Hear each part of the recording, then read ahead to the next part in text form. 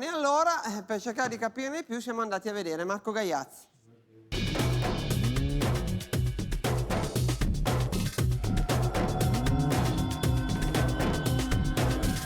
Dalle 5 di stamattina che stiamo aspettando è una cosa vergognosa. Code infinite, fino a 12 ore di attesa. Quante ore è che siete qui ad aspettare? Sono 8 ore. Da 7 ore. Una situazione surreale che sta costringendo migliaia di italiani a passare anche la notte in auto. Da stamattina a che ora? Praticamente erano le 4:30, 5. Zona Roma Est, ci sono file chilometriche, sono tantissime ore che le persone aspettano. Anche qui a Napoli la situazione è di persone in coda in attesa del tampone. La fila è così lunga che arriva addirittura fuori al parcheggio dell'ospedale sulla strada principale. Per fare un tampone, per sapere se si è o meno positivi al Covid. C'è un disservizio, non ci sono bagni. Nervi a fior di pelle per un sistema che è già in crisi.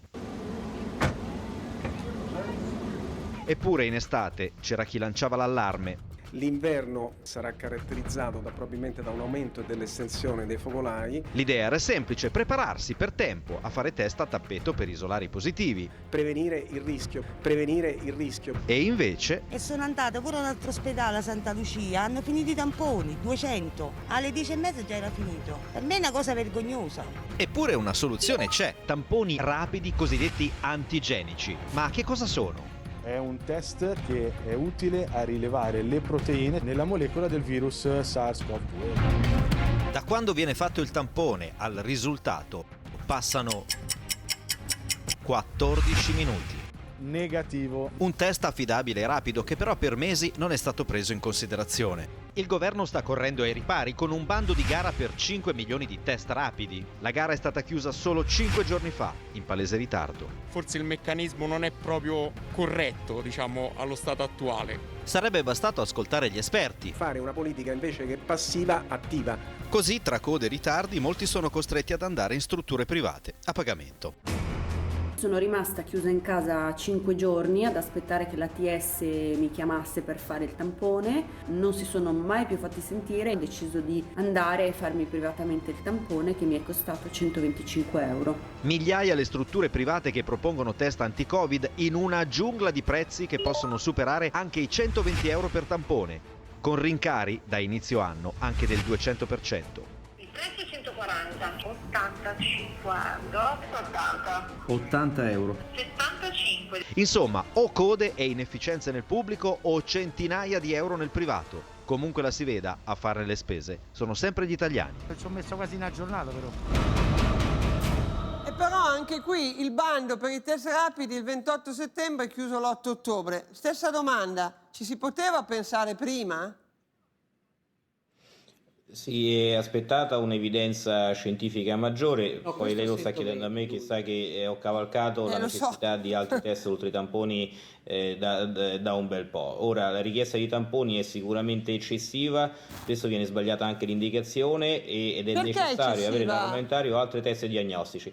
Le spiego il perché, perché molte volte, lo avrà sentito anche lei, ci sono delle persone che entrano in contatto con un altro positivo e già il giorno dopo chiedono o ottengono di fare il tampone ed è sbagliato, perché quel tampone andrebbe fatto dopo 5-6 giorni, cioè il periodo di incubazione, quindi tu rischi di avere un tampone negativo e poi magari dopo 5-6 giorni sei positivo oppure devi ripeterlo.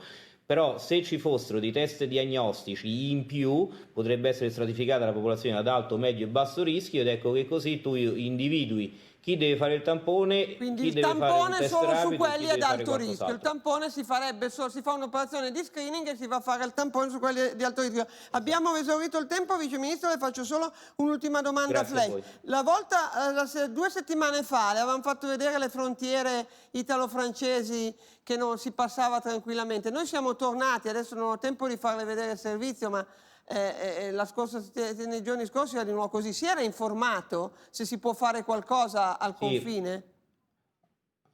Allora, mi sono informato e stavo aspettando una risposta definitiva, perché quello che ho avuto è in effetti la conferma di ciò che voi avete mostrato. Quindi, siccome quello che avete mostrato per me era ben chiaro, perché l'avete mostrato con le vostre immagini, diciamo, io sto cercando la soluzione affinché questa cosa appena ce l'ha me la dice, verifica. Appena ce l'ha me la sa dice. perfettamente che appena ce l'ho le mando un messaggio con la risposta ufficiale. Grazie molte, Vice Ministro. Iva resta qui con noi perché tra un po'